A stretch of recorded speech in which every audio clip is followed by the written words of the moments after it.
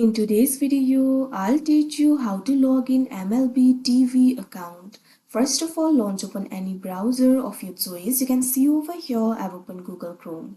Now click on the search bar and type in MLB.com. Press enter. After you do that, you'll be led to the official website of MLB. Initially, you'll be led to this kind of interface. So if you want to log into MLB TV, it is actually very simple.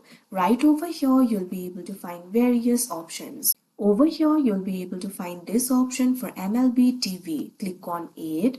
Now you'll be led to the MLB TV interface. If you have not subscribed to the MLB TV, you can buy the plan over here. You'll be able to see the plans. But if you have already bought the plan and if you want to log in, simply click on the login option that you can see at the top right corner of your screen.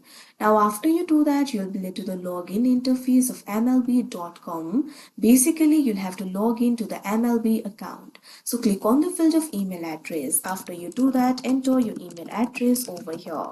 Now after that, click on the continue option that you can see on the screen. Now you'll be prompted to enter your password. Enter the password of your MLB account. If you have forgotten your password, click on this option need help and you'll be able to recover it.